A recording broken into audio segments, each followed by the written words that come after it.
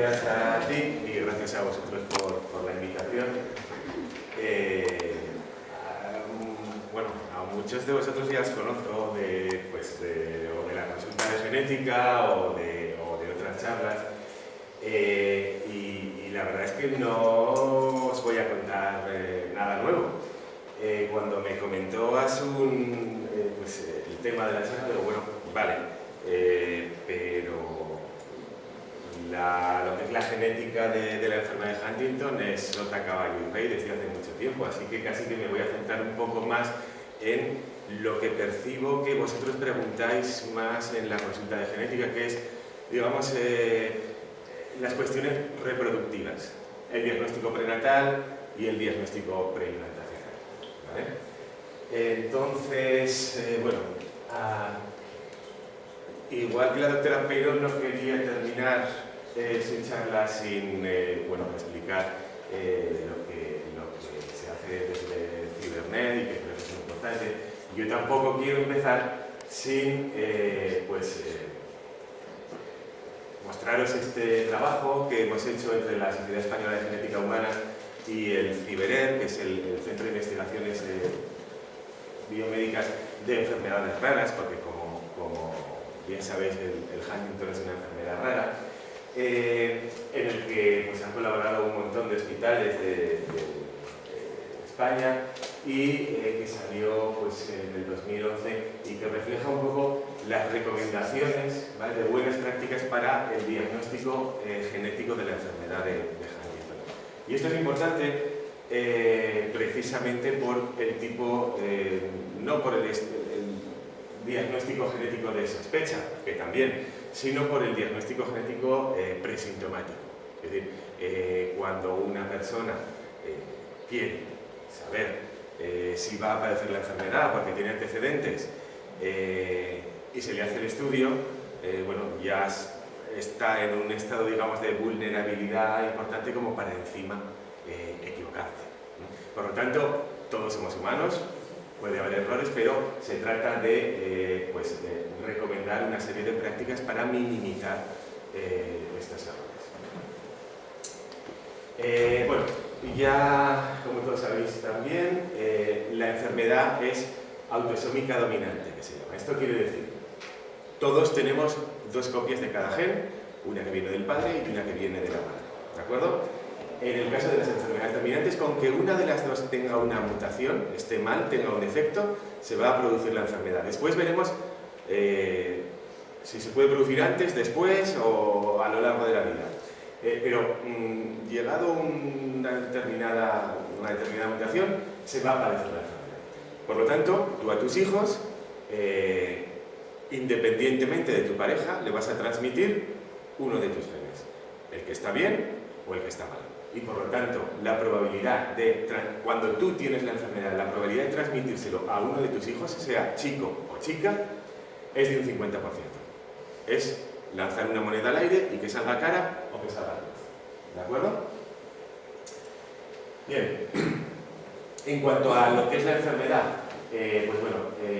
se trata de una expansión, lo que se llama una expansión de trinucleótidos. No es una mutación que cambia un nucleótido por otro o un aminoácido por otro.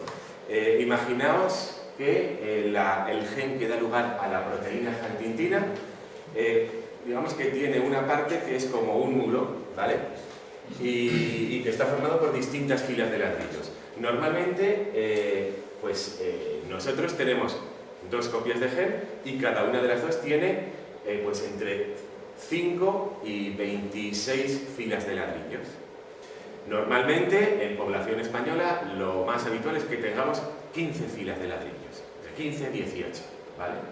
Bien. Cuando se supera ese número de 20 y tantas, empieza a hacerse inestable el muro.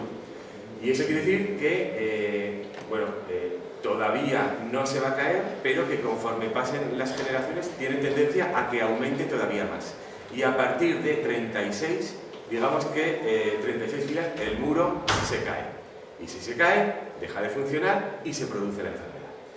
¿Exactamente qué lo produce? Pues todavía no se sabe bien, si es la proteína o si es el ARN, es decir, una molécula que se produce entre el gen y la proteína, o si son las dos. Se han visto que hay agregados de proteínas, pero no se sabe si esos agregados son, digamos, la causa o un efecto, un mecanismo de defensa. Hay muchísimo campo que estudiar en lo que es el proceso patogénico de la enfermedad y que pues, hay otros investigadores que están trabajando en ello y que desde luego saben muchísimo más que yo. Lo que os comentaba y lo que os comentaba antes la doctora Pino. Vamos a suponer pues, que tenemos eso, los dos alelos, las dos copias de gen. Cuando una de las dos o cuando las dos son menos de 27 repeticiones, eres sano y no tienes ninguna posibilidad de transmitirlo a la descendencia. Y además, digamos que el muro es estable. No vas a... tu familia o tus descendientes no van a tener riesgo de la enfermedad. Entre 27 y 35 eres sano, pero... y no vas a padecer nunca la enfermedad, pero ya es inestable. Es posible que una de esas copias, al transmitirla a tu descendencia, salte desde el 27-35 al siguiente escalón, 36-39. Ahí ya, en principio, se considera que eres afectado por la enfermedad. Sin embargo, se ha visto que hay muchos pacientes que, por ejemplo, el 40% de los pacientes son asintomáticos a los 65 años, cuando tienen el alelo mutado, el gen mutado entre 36 y 39 copias. Y el 30% son asintomáticos hasta los 75 años. Es decir, que digamos que sí vas a padecer la enfermedad, pero no en todos los casos. Y eso sí, a partir de 40, puede que antes, puede que después, puede que aparezcan unos síntomas, puede que no aparezcan otros, pero la tienes. ¿De acuerdo? Una de las cosas que os quiero comentar también es que, por razones técnicas, en estos momentos, el estudio, el análisis, la prueba genética que digamos, determina el tipo de repeticiones de la enfermedad de Huntington, tiene un error de más o menos una repetición. Y ese error va aumentando a partir de 45-50, que es más menos 2 o más menos 3. Es decir, que cuando nosotros damos, por ejemplo, cuando nosotros damos un diagnóstico de 15-18, más menos 1, no pasa nada, te estamos diciendo que eres sano. Cuando estamos dando 41, lamentablemente estamos diciendo que es afectado. Cuando estamos dando 39-40, lo solemos repetir, pero normalmente no cambia. Puede haber un riesgo de más menos 1. Y ahí tenemos, bueno, sobre todo el neurólogo que luego tiene que hablar con el paciente, tiene un problema que es inevitable y es ese error técnico. Normalmente no hay muchos casos que son exactamente en la frontera, pero ese problema está ahí. ¿De acuerdo?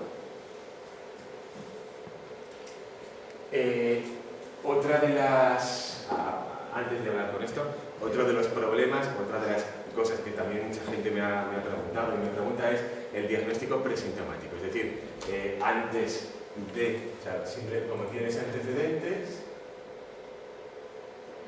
y siempre y cuando haya antecedentes familiares, y no si no los hay, una persona mayor de edad, y siempre mayor de edad, puede decidir si quiere saber o no si él va a padecer o ella va a padecer la enfermedad.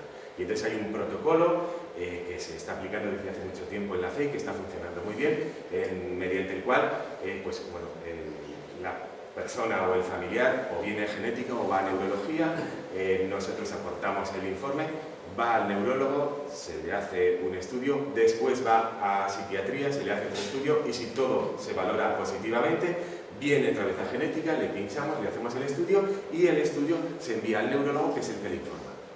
Y bueno, pues se ve de qué manera pues se plantea el manejo de la enfermedad. Si es sano, pues es estupendo. Y si es afectado, lo que puede hacer es bueno, tomar decisiones reproductivas. Tratamiento o curación no hay, pero sí que hay maneras de evitar que la enfermedad se transmita a la descendencia. Y en estos momentos hay dos maneras. Una es el diagnóstico prenatal y otra es el diagnóstico preimplantacional. El diagnóstico prenatal lo llevamos realizando desde hace muchos años en la FE para muchas enfermedades, tenemos muchísima experiencia. El diagnóstico preimplantacional para la enfermedad de Huntington pues desde hace muy poquito, pero ya tenemos algunos, incluso algún embarazo y parto a término y que ha funcionado. Todo tiene sus ventajas y sus inconvenientes, ojo, una de las cosas que se supone que hacemos los genetistas, que es el mal llamado consejo genético, porque nosotros no podemos aconsejaros, sería asesoramiento. Una de las labores mías en la consulta es explicaros en qué consiste una cosa y en qué consiste la otra, y vosotros decidís, ¿no? ¿Pero usted qué haría? Yo no te puedo decir lo que haría. El diagnóstico prenatal consiste en un embarazo de forma natural. Y a la semana 11 de embarazo, más o menos, se saca una biopsia corial, un trocito de placenta, que forma parte fundamentalmente del tejido fetal. Ahí se quita un poquito de un tejido materno que hay, es fácil de distinguir del tejido fetal, y se estudia ese tejido fetal. Y se ve en el feto, en el embrión que está gestándose, si presenta o no presenta la enfermedad. Se mide el número de repeticiones que tiene, ¿vale? Eso, en principio, se tiene, pues, si no hay que repetirlo, normalmente se repite pues, en aproximadamente una semana, y como sobra material, además se hacen otro tipo de estudios, pues de síndrome de Down, etcétera, etcétera. El riesgo principal es este. Entonces, se dice a la pareja y la pareja decide si sigue adelante o si no sigue adelante. Es decir, siempre tiene posibilidad de decidir al final. Mi recomendación es que si entras en este programa, hay que tener en cuenta que es una prueba invasiva y que el hecho de hacer una biopsia corial, también se podría hacer una amniocentesis, supone un riesgo para el feto. Y que si tú ya tienes decidido que vas a continuar adelante, ¿para qué hacértelo? Simplemente por saber, eso sería un diagnóstico presintomático, al fin y al cabo, antes de que el niño naciera, que no está recomendado. No está recomendado de ninguna manera. Bien, esta es una prueba muy fiable, que ya digo, funciona muy bien. El único problema es que si la cosa va mal, tienes que pasar por la interrupción del embarazo, que eso es algo pues, que en estos casos, además, que son niños muy deseados, pues no le gusta a nadie. El diagnóstico preimplantacional, es, digamos, una mezcla de diagnóstico prenatal y reproducción asistida. Básicamente lo que se hace es, me enrollo mucho, por una parte, un estudio de reproducción asistida, un estudio de fertilidad a la pareja, ¿vale? Que hace una exploración ecográfica, una análisis hormonal a la mujer, un espermograma al hombre, y si todo está bien, entonces se continúa. Si hay algún problema de fertilidad, entonces no se continúa, ¿de acuerdo? Y después se estudia la parte genética, se confirma que efectivamente está la mutación, y como sea que esto se hace, luego lo veremos, en una sola célula, no es lo mismo que sacar un montón de sangre o que sacar un trocito de placenta, una sola célula, esto a veces hay una serie de cosas que puede fallar. Por lo tanto, se hace un estudio de informatividad, de manera que no se mira solamente la expansión, la mutación que produce el Huntington, sino que se marca, aquí lo he puesto con distintos colores, cuál es cada uno de los dos cromosomas de la pareja, incluso de los familiares, cuantos más mejor, para marcar de un color que permita distinguir el cromosoma que lleva la mutación del resto de la familia. ¿De acuerdo? Es una manera de asegurarse de que estás, al final vas a seleccionar los embriones que tienen el cromosoma con el gen malo. Esto es un ejemplo, se hace todo, ya digo, en una sola célula, y esto es muy complicado, y hay una serie de marcadores que se llaman que hacen que de alguna manera pues, podamos marcar con un colorcito el cromosoma que está mal. Este sería, creo que es un ejemplo de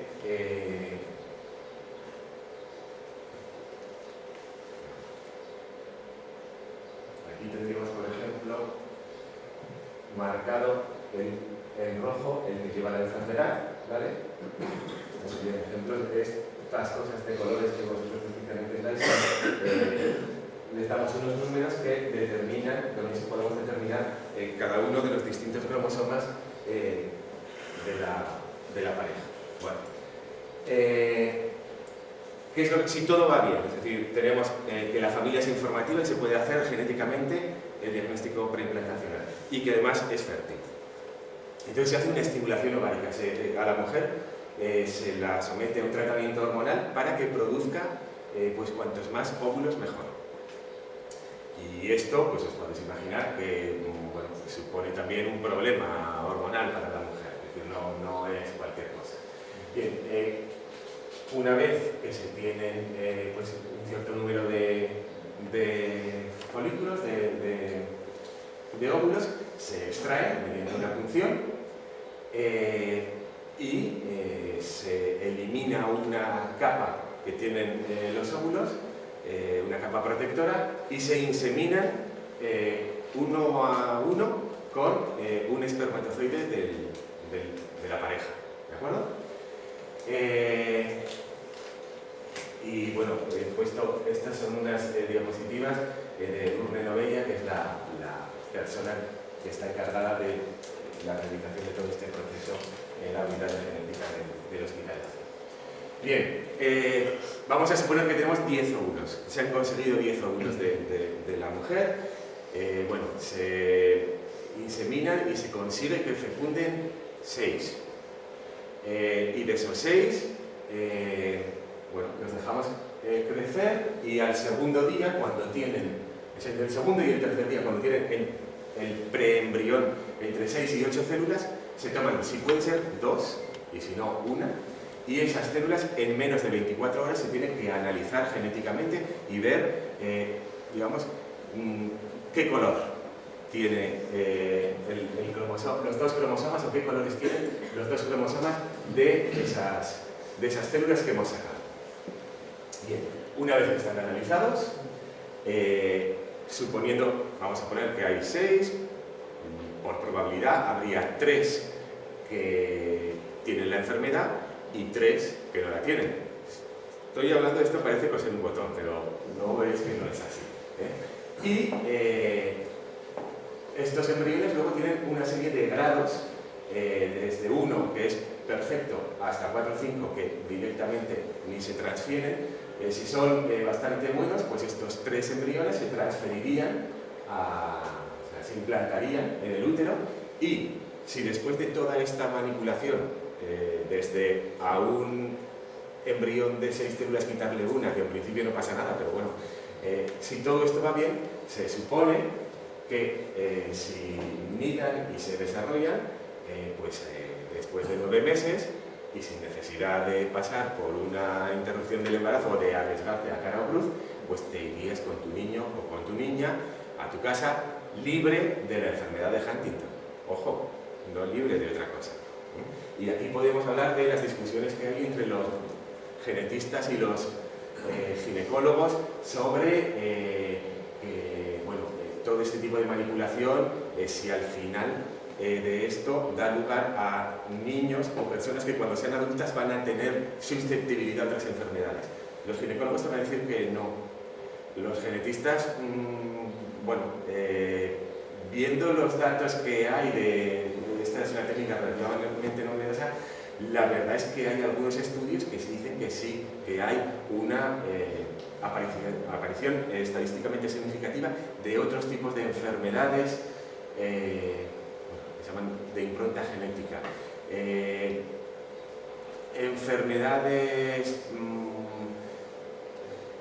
pues como Prader-Willi, enfermedades que pueden, digamos, alterar o producir, no Huntington, pero otros problemas, ¿de acuerdo?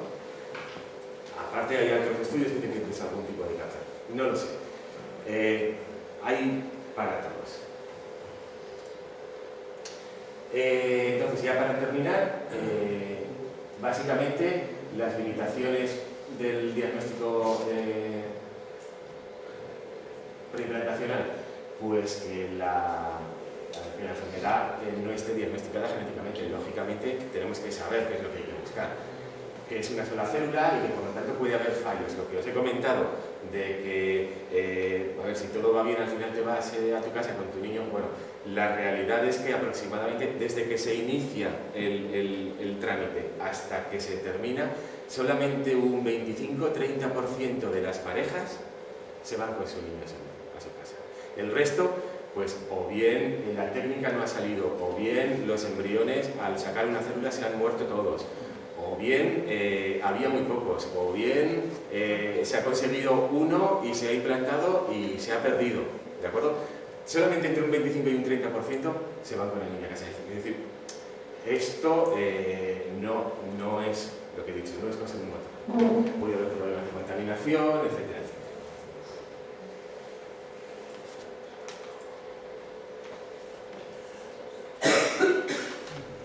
Y para los que seáis de la Comunidad Valenciana, pues una vez que tenéis el informe, ¿qué es lo que hay que hacer para solicitar esto? Pues una vez que tenéis el informe genético, se hace una propuesta desde la unidad de genética, se valora en genética, se valora en reproducción asistida y entonces ya se empieza a citar para los estudios previos de informatividad y por último se inicia el ciclo que es la estimulación ovárica. Y yo os digo que, bueno, para evitar también que hubiera errores debidos al análisis de una sola célula, lo que se propone también a la mujer, a la pareja, es que a la semana 16 se haga una amniocentesis, ¿vale? Para asegurarse de que realmente el embrión que está ahí realmente no tiene la enfermedad. El riesgo de error es de un 5%. Y también tengo que decir que en los casos que hemos analizado nunca ha habido error, pero bueno, está ahí, está descrito, entonces se recomienda de todas maneras hacer una amniocentesis. Y los criterios de inclusión, pues aquí en el programa de la Comunidad Valenciana, pues que vivan en la Comunidad Valenciana, que sean, bueno, que no haya ninguna contraindicación en general, que no haya enfermedad orgánica grave en la mujer, que la mujer tenga una edad menor de 38 o menor, ¿vale? A partir de 38 ya la probabilidad de embarazo disminuye tanto que si además incluyes todos estos problemas, realmente es perder el tiempo, someter a la mujer a una estimulación ovárica innecesaria y bueno, y en estos momentos también perder dinero por parte de la... Nosotros lo estamos haciendo para esta enfermedad en la sanidad pública y es gratuito, pero esto no es barato y de hecho, bueno, pues podéis ir a cualquier laboratorio privado y veréis lo que os cobran. Y de carácter genético, pues bueno, en este caso es bastante más sencillo porque la enfermedad es bastante más fácil. Y ya para terminar, y por dudas que a veces me han llegado, ¿no? De la diferencia entre el prenatal y el preimplantacional. A ver, ambos son selección de embriones. Es decir, que si alguien tiene algún problema o ético o religioso en cuanto a la interrupción del embarazo, que sepa que en el preimplantacional el embrión no se limpia, no se le quita la enfermedad. De hecho, es ilegal la manipulación genética en España y en casi cualquier país del mundo, excepto quizá Singapur, no sé, debe ser legal. No hay legislación. En los dos casos se seleccionan aquellos embriones que presentan el gen malo y se eliminan. En el caso del preimplantacional, como además no los puedes destruir, se van a un limbo. Están ahí congelados Y como tampoco se pueden utilizar para investigación, pues están ahí, se quedan, ¿de acuerdo? Pero sobre todo eso, el hecho de elegir uno u otro, no estás, si tu problema es religioso, no estás, digamos, dejando de eliminar embriones, ¿de acuerdo? La ventaja que tiene únicamente es pues que no tienes que pasar por la interrupción del embarazo. La desventaja, pues que si una pareja es fértil y no tiene ningún problema, bueno, pues la probabilidad de que te quedes embarazada pues va a ser muchísimo mayor que por este mecanismo. Al menos de momento, técnicamente todo aumenta y mejora y nada más, ya está. Bueno, estos son pues, toda la gente que interviene de alguna manera en este programa, que intervenimos, y cualquier duda, pregunta que tengáis o que haya podido surgir a partir de ahora, pues no sé, si ahora o después, ahora, pues ahora.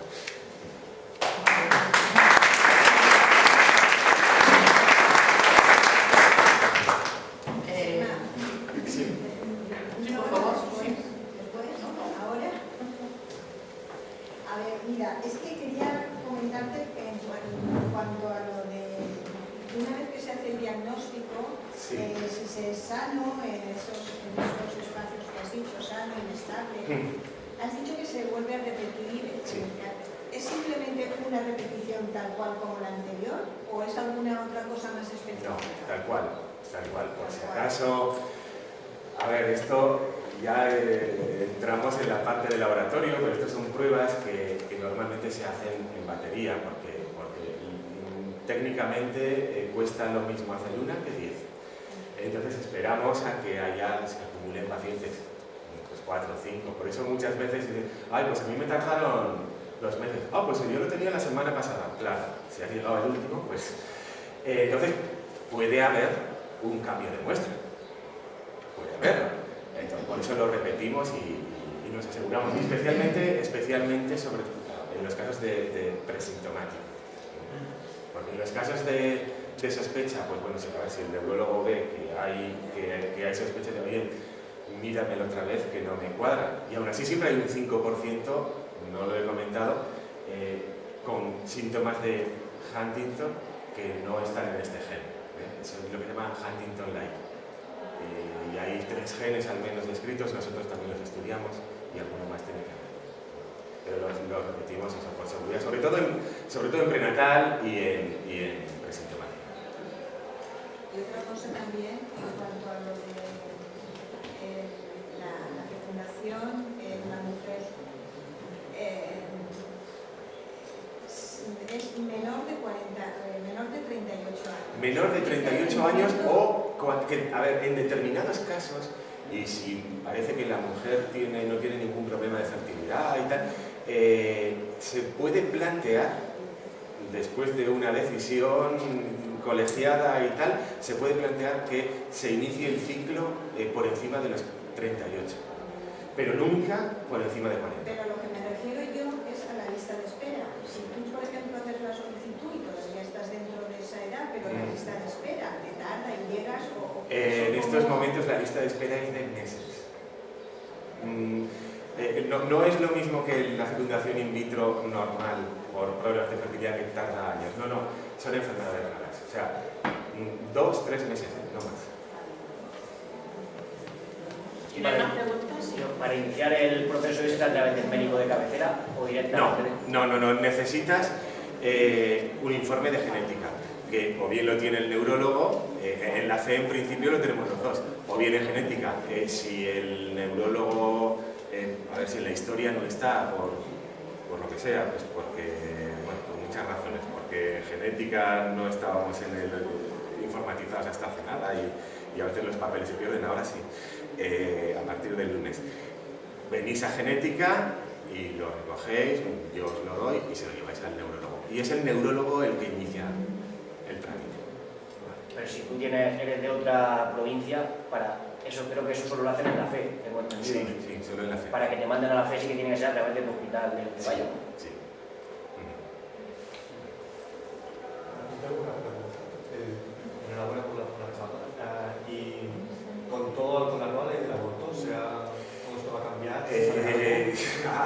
esa es una pregunta No es difícil, pero difícil. no No lo sé porque tampoco sé exactamente cómo se va a articular la nueva ley del aborto, si va a llegar tal y como está el proyecto o no.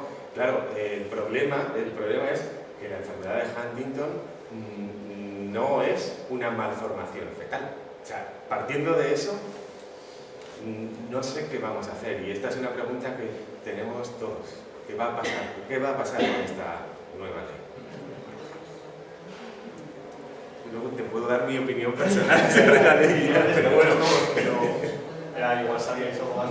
Todavía no sabemos. Consulta, pero cuando me lo pregunten, me gustaría Sí, poder dar me imagino que cuando salga tanto la Sociedad Española de Genética Humana como la de Diagnóstico Prenatal difundirán algún documento para los sistemas nacionales de salud.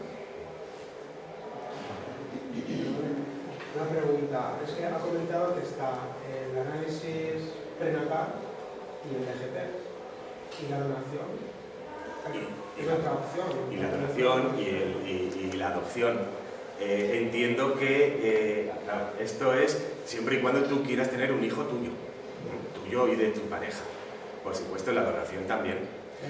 Por cierto que tampoco se estudia si son portadores de Huntington a los donantes. Visto la eficacia, la donación es una... Te evitas un DGP. Te evitas un DGP y te evitas el prenatal. Es una opción, claro. Sí. Yo tengo dos preguntas. Una, hemos estado suponiendo que todo esto es por la seguridad social y no aceptáis gente de otras comunidades autónomas ni aunque vengan remitidos ni nada. No. Una es en el boletín oficial de la Comunidad Valenciana, digamos, en el DOC, se especifica claramente que tiene que estar empadronada. Okay. ¿Y qué pasa con personas que vienen con síntomas motores, no psiquiátricos ni conductuales? ¿No estaba dentro de los criterios de exclusión? No. ¿Y? No lo sé. Muy bien. Pues, muchísimas gracias. Intentaremos averiguarlo de aquí a la siguiente. Y